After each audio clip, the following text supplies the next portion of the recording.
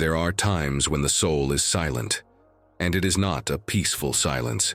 It is a heavy silence, as if something inside you has fallen asleep.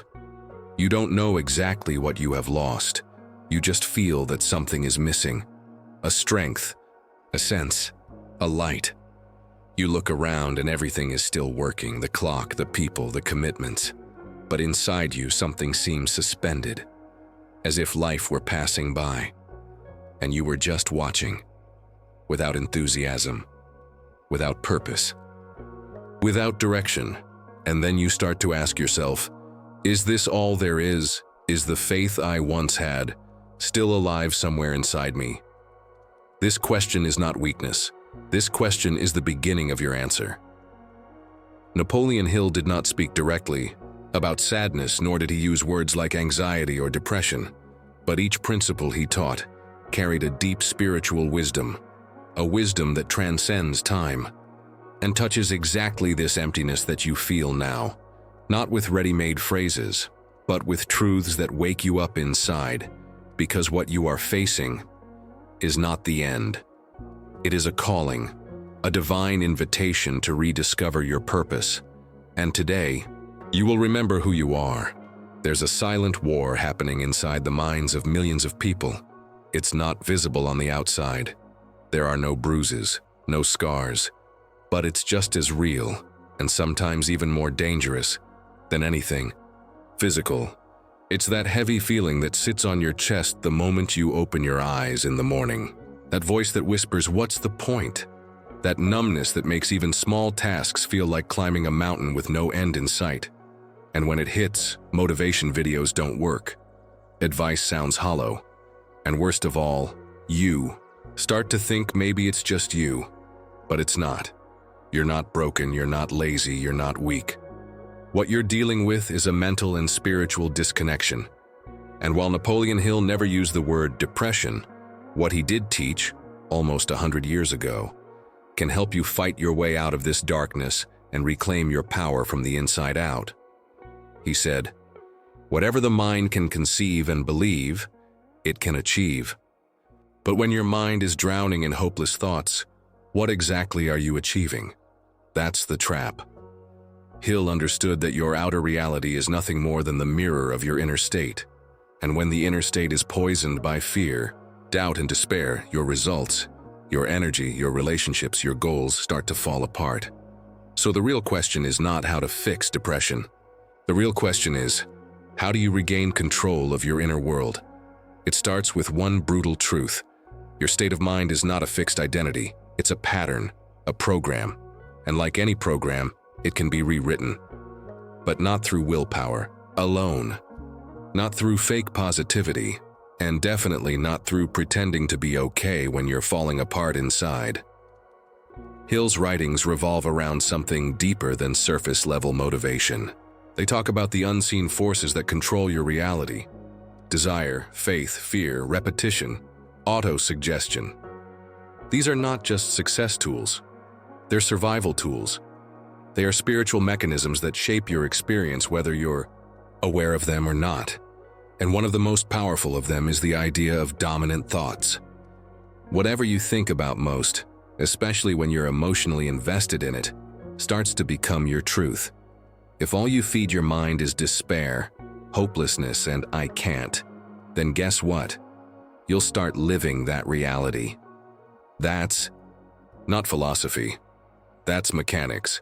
Your brain, your body, your nervous system, they all respond to your dominant thoughts. Just like gravity doesn't care if you believe in it or not, your subconscious mind doesn't filter what you tell it. It just obeys.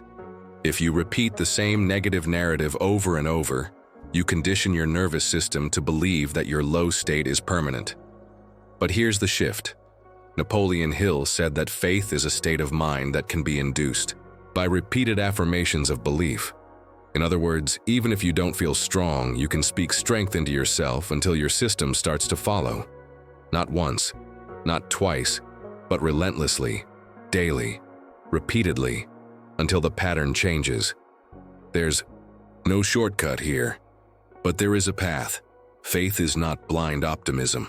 It's not pretending everything's fine. It's building a new internal structure brick by brick, and it starts with desire. Not vague dreams, not someday fantasies. A clear, intense desire to feel alive again, to reclaim yourself from the fog. That desire must become more real to you than the pain you're currently in. Think about fire. It doesn't start big, it starts small, a spark, a flicker. But if you protect it, feed it, give it air, it grows. Same with your will to get out of that hole. The spark is the decision. I will not stay here. From there, you use tools Hill gave us. Autosuggestion, focus, discipline, and action. One of the worst symptoms of depression is paralysis, the inability to move, to act. You sit there, knowing you should do things, but your body refuses. That's not because you're weak. That's because your inner world is disconnected from meaning. Hill taught that when a person lacks a burning purpose, their mind drifts, and drifting leads to destruction. So what do? You create movement, any movement. Start with the tiniest win. Not a goal, not a dream, a win. Make your bed, brush your teeth, write one sentence, get sunlight on your skin. These are not small actions. They're signals to your subconscious. We're not dead, we're still in control. Over time, these small moves turn into momentum. And once you have momentum, faith can begin to grow. Hill's concept of faith wasn't tied to religion. It was a force, something that gives life to your thoughts. He believed that once your thoughts are charged with emotion and backed by belief, they become real. That's how you fight darkness, not by ignoring it, but by choosing every day to plant stronger thoughts. Thoughts with purpose, thoughts with power, and maybe right now that sounds far away. Maybe your mind is telling you, nothing will ever work. That voice is not you. It's the echo of past pain, and it has been in control long enough. You don't need to silence it. You need to stop obeying it. That voice will still speak. But you get to decide whether it runs your life or not. You are not the emotion you're feeling. You are not the thoughts that pass through your mind. You are the one observing it all. And you get to train your mind, like Hill taught, to work for you instead of against you. That's the power that depression tries to hide from you. That you can take back the pen and write your own script. Slowly, gently, daily, but fully. Because once you understand that your reality is not fixed, everything starts to change. Hill often warned about the danger of drifting. He described it as living without aim, without purpose, without definite plans. And the terrifying part is, drifting doesn't feel dangerous when you're inside it. It feels familiar, comfortable even. You scroll, you sleep, you exist, but you're not alive. Your heart's beating, but your spirit feels numb. That's the trap. Depression isn't always sadness. Sometimes it's emptiness, indifference, and drifting becomes the default. So how do you stop drifting? You make a decision. A real one. Not just a wish, a definite decision. Hill said that successful people are quick to decide and slow to change their minds. But when you're stuck in emotional darkness, indecision becomes your cage. You overthink, you doubt, you delay. And each time you do, your confidence sinks lower, your faith shrinks. The cure is clarity. Pick something. One goal, one routine, one direction. It doesn't have to be big. It just has to be clear. Because clarity is what breaks the fog. It gives your brain something to work with, something to aim at. When your mind has a direction, even your emotions begin to follow. Imagine a ship out at sea, no map, no anchor, no crew. That's what drifting looks like. Now imagine the same ship, battered, weathered, but finally setting its compass. That single act of choosing a course, even if it's slow, even if it's shaky, changes everything. Hill's genius wasn't in giving people magical advice. It was in showing them that their pain often comes from a lack of control over their own minds. And once you take responsibility for that mind, when you stop outsourcing your direction to your feelings, you begin to reclaim power. Let's talk about another weapon. Autosuggestion. Hill defined it as the practice of feeding your subconscious. Mind with thoughts, images, and affirmations until those ideas become your default operating system. That's not self-help fluff. That's neuroscience. The brain literally rewires itself through repetition. So if you've spent years repeating thoughts like, "I can't," "What's the point?" or "Nothing ever works out for me," your brain has built those beliefs into its programming. But programming can be changed.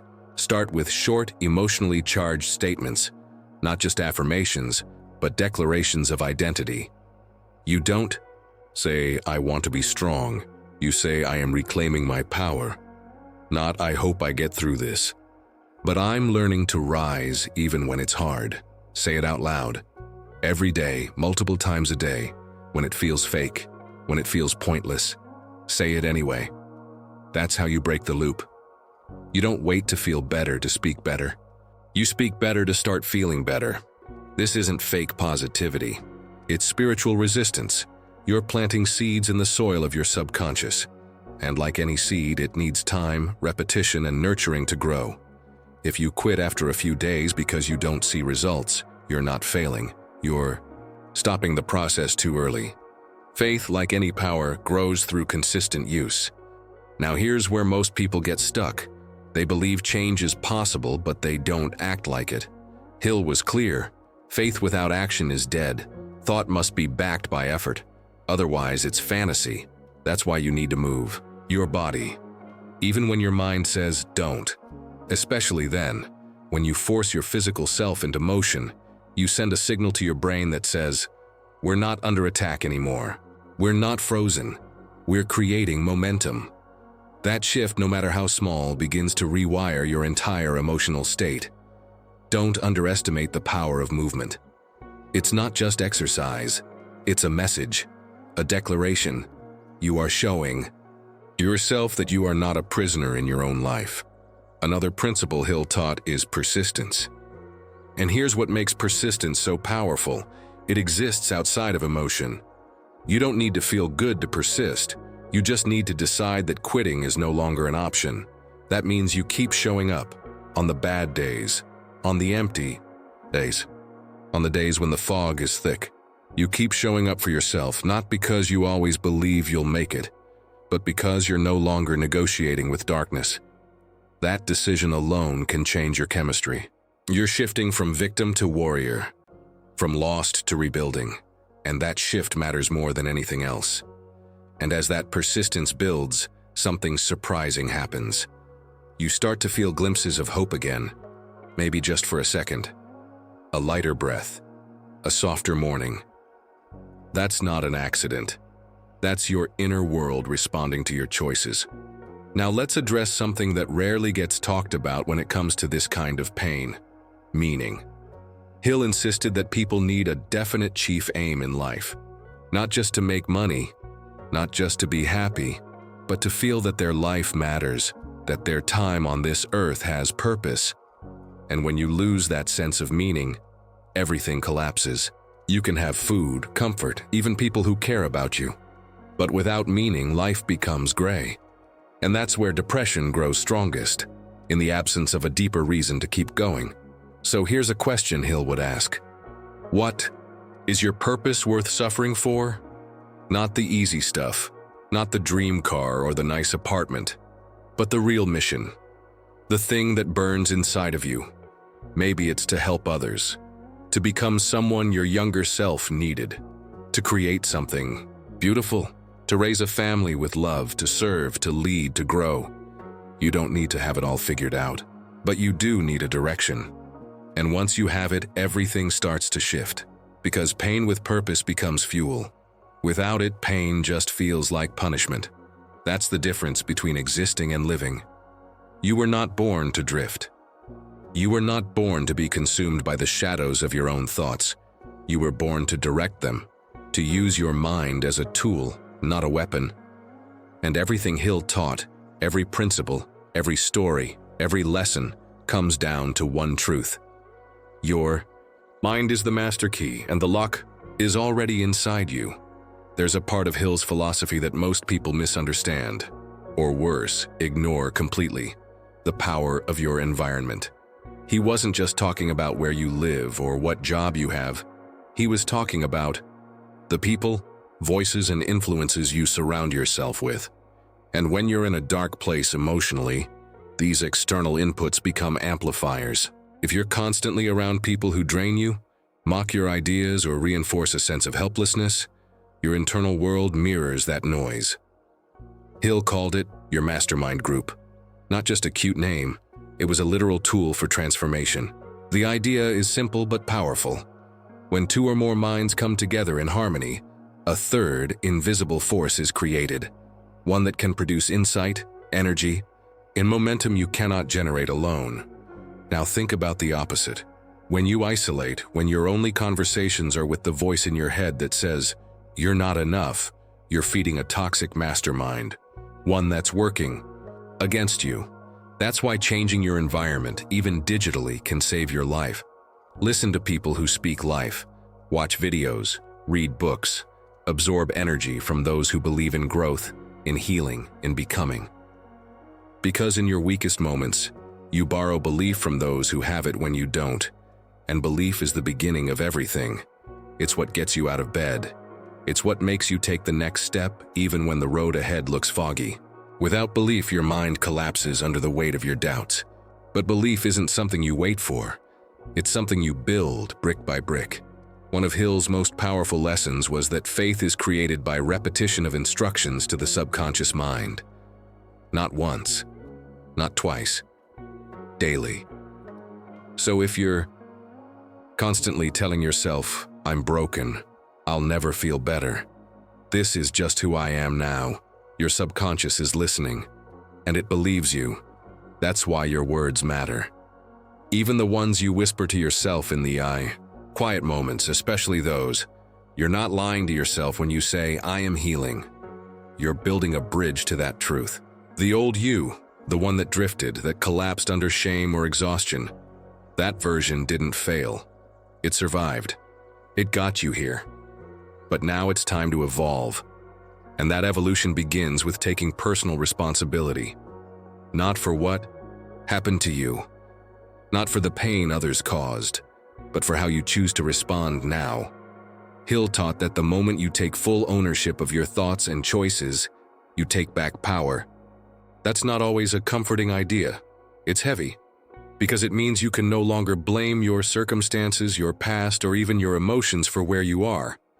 But it's also the most freeing truth in the world, because if your current life is a result of choices, then so is your future, which means you can design it, one thought at a time, one choice at a time.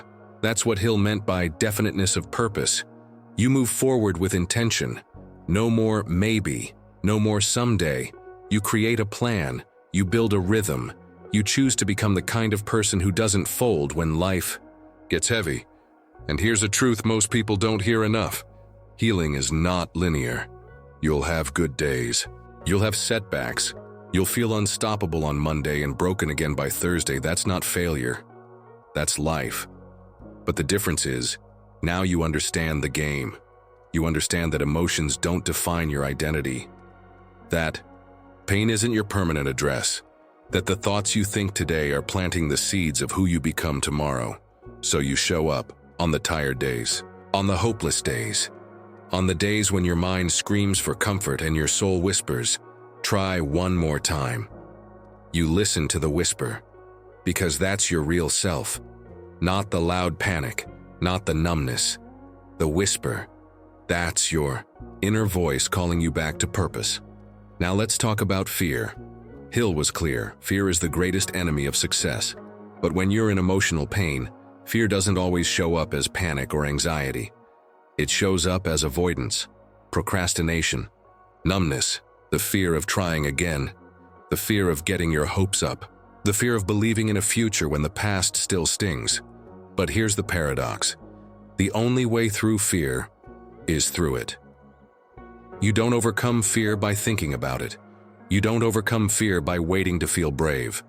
You overcome fear by taking one courageous action in the direction of your vision. Not 10 steps, just one. That's how momentum is born. That's how belief grows legs, remember this. Clarity kills fear, but clarity is only born from movement. So stop waiting to feel ready. Stop waiting for the perfect mindset. That's not how change works. That's not how faith works. You move first and the strength catches up to you. Hill knew that every successful person he studied had one thing in common. They kept going when it didn't make sense to. They held on when the night was darkest. They persisted not because they felt like it, but because they refused to go back to drifting. And that choice, it's available to you right now. No matter how long you've been stuck, no matter how deep the hole feels. You are not your mistakes, you are not your past.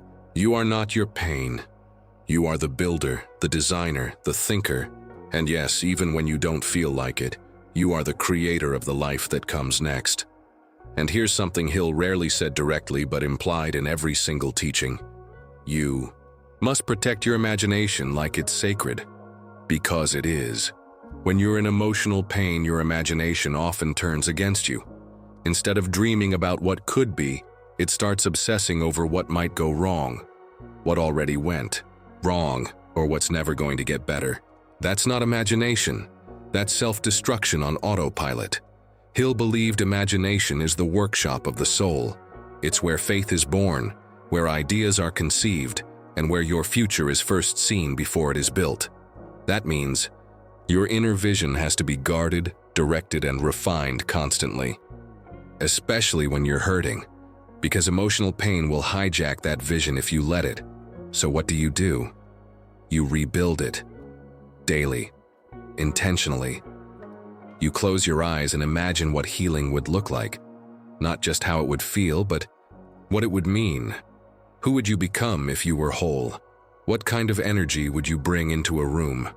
What decisions would that version of you make on a Monday morning? How would you speak to yourself? What would your days be filled with? This is not make-believe, this is blueprinting.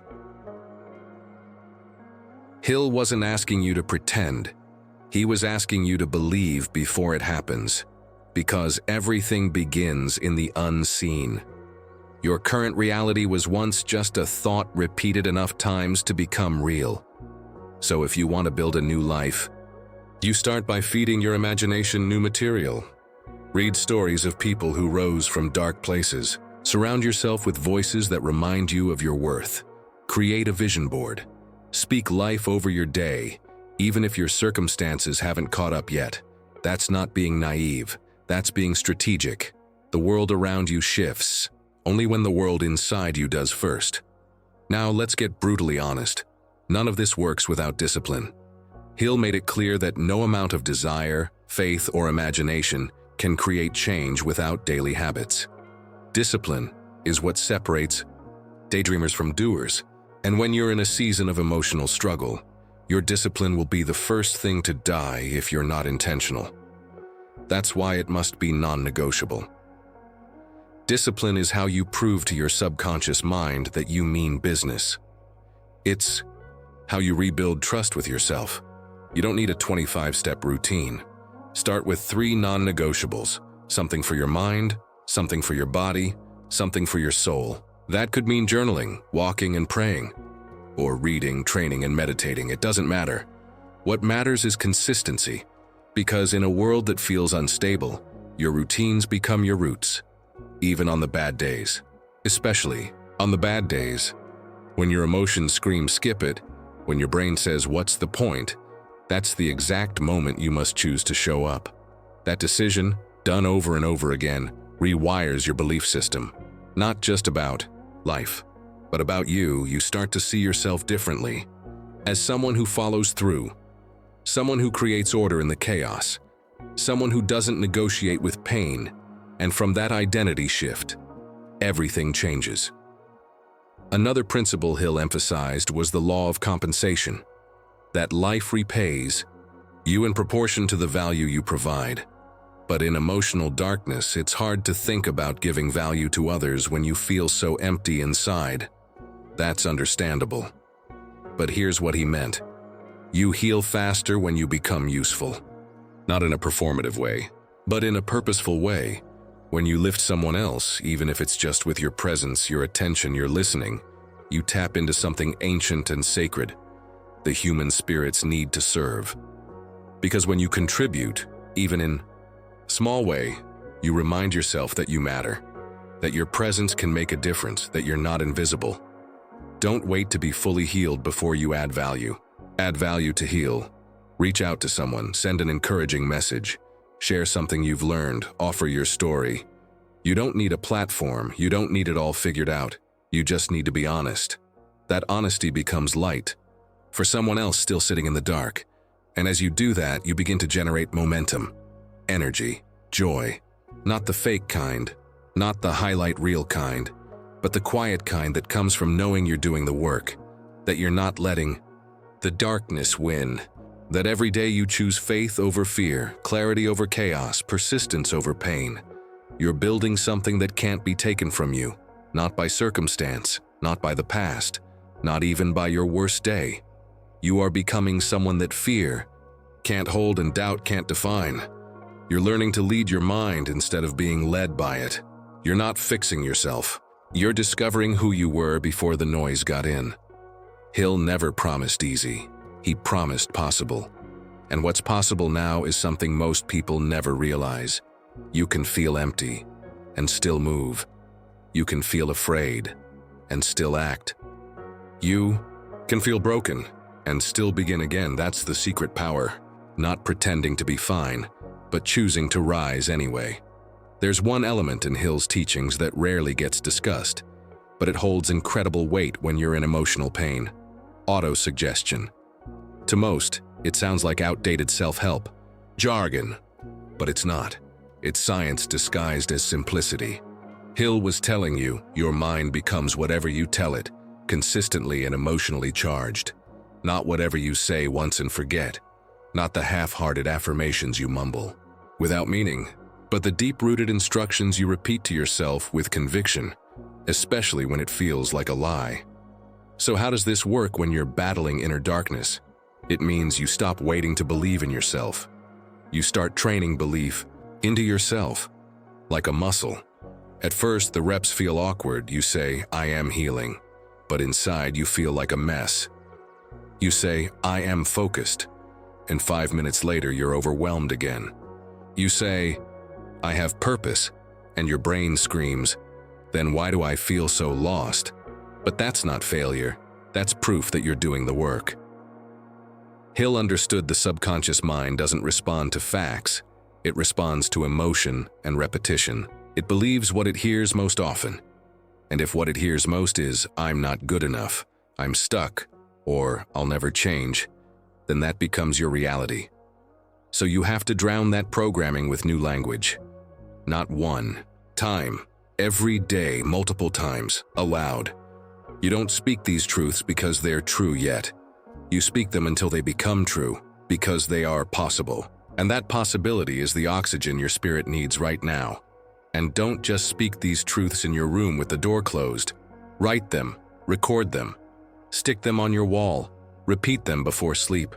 Program your mind while it's still and quiet. Make them your internal soundtrack, because the battle isn't out there, it's in your thought loop. Hill taught that every adversity, every setback, carries with it the seed of an equivalent advantage. That sounds like something only people on the other side of pain would say, but it's not just positive thinking, it's a challenge. Can you look inside your current struggle and find the tool it's trying to give you? Depression may be teaching you patience. Disillusionment may be building discernment. Loneliness may be pointing you back to your own voice. These aren't glamorous lessons. They're sacred ones, the kind that shape your future strength. And once you start looking at your darkness as a teacher, something shifts. You stop running from it. You stop making it your identity. You begin to ask better questions. What is this pain building in me? What is this emptiness asking me to make room for? Hill would call this transmutation, turning energy meant to destroy you into fuel that drives you forward. It's the same principle behind sexual transmutation, which Hill wrote about with great detail. But it's not just about sexuality. It's about all forms of energy that feel intense, overwhelming, or chaotic. Depression, fear, anxiety, these are forms of energy. They're signals, not identities. And when you learn how to redirect those signals, into action, into purpose, into discipline, you start to take back control, not of your emotions, but of their direction. You begin to see that the energy inside you doesn't have to bury you. It can build you, but that only happens if you don't suppress it. You've got to face it, feel it, channel it. Most people try to escape the discomfort. They numb it with distractions, drown it in noise, or hide it under fake positivity. But the discomfort holds data. It's pointing to something you've ignored, a dream you buried, a truth you abandoned, a standard you dropped.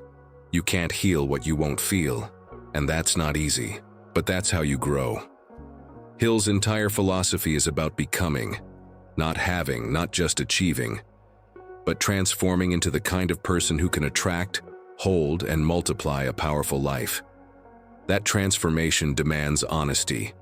It demands you take off the mask, with yourself, with God, with the world. So be real, admit where it hurts, say it out loud, cry if you have to. But don't stop there. Once it's spoken, it can be moved. Once it's acknowledged, it can be transformed. And never forget, you are not behind, you are not late, you are not broken beyond repair.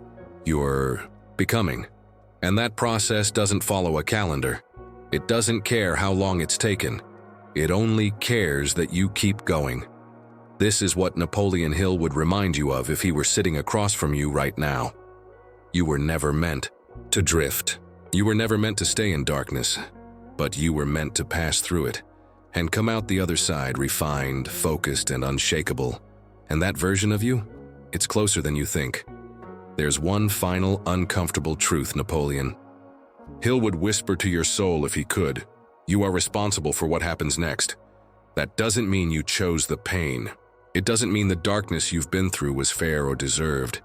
Hill never taught blind blame. What he taught was empowered accountability, the kind that makes you look in the mirror and say, this pain might not be my fault, but my healing is my duty. Why? Because no one is coming to save you, not in the way you're hoping for. The world won't pause until you feel better. People won't always understand what you're carrying and waiting for someone else to fix. What's broken inside you is a dangerous game. You might end up waiting forever, but when you take ownership of your next step, you take back your power. Hill believed that thought, backed by faith and action, is the most potent force on earth. And that's not a metaphor, it's a formula. Thought plus faith plus action, transformation. So the real question isn't how do I feel better? It's what do I build now even while I'm still hurting? This is where 99% of people stop. They think they need clarity before they take action. They think they need healing before they can show up. They wait to feel like it, but Hill would push you to reverse the formula. Don't wait for energy, generate. Don't wait for purpose, create it. Don't wait for motivation, manufacture it with motion. Start building something that pulls you forward. A routine, a side project, a healthier body, a new skill. Connection with God. Even if it feels small or insignificant, start. Because movement is how you cut through the fog. Hill called this definiteness of purpose, knowing what you're working toward, even if it's just the next best version of yourself. Without that purpose, your energy scatters. Your thoughts spiral, your days blur. But with it, you rise, slowly, steadily, powerfully. And that's the core of all of this. You don't overcome depression by fighting it directly. You overcome it by building a life so full of meaning, connection, and direction that darkness can't hold you anymore. And you don't do it alone. Because while no one can do it for you, you also weren't meant to do it in isolation. Hill taught the power of the mastermind for a reason. Two minds in harmony can create miracles. So ask for help, not from a place of weakness, but from wisdom. Community is medicine. Call someone who lifts you. Find a mentor, join a group, share your struggle. Pray with others, study truth together. You're not the only one carrying invisible weights. And when you walk with others, the load gets lighter. You begin to breathe again. Even more important, learn to walk with God. Hill's work was deeply spiritual, even when it didn't sound like it. His entire philosophy was rooted in the idea that there is a higher intelligence guiding us. He called to infinite intelligence. You might call it God, the universe, or spirit. Whatever name you choose, the truth remains. You were not created to wander aimlessly. You were made with precision, for a reason, with a purpose. And that purpose gets clearer every time you choose faith over fear. Every time you act, even when it's hard. Every time you silence the lie that says you're not enough. Because you are. You were always enough. You just forgot. Or maybe you were never told. So let me tell you now, clearly. You are not too far gone. You are not too damaged. You are not the pain you've been through. You are the one who rose anyway. That fire inside you, it's not gone. It's just buried. And every single day you show up, speak life, take action, and reconnect with your source, you fan that flame. Until one day, it's not just a flicker. It's a fire so strong it lights up everyone around you. That's who you're becoming. Not just someone who survived the darkness, but someone who transformed it. Someone who walked through the valley and didn't come out the same. Someone who now carries wisdom, strength, and direction, and gives it freely to others. That's your legacy. That's your truth. And that's what Napoleon Hill would want you to know. You were never meant to stay broken. You were meant to build something beautiful from the pieces, and now you will.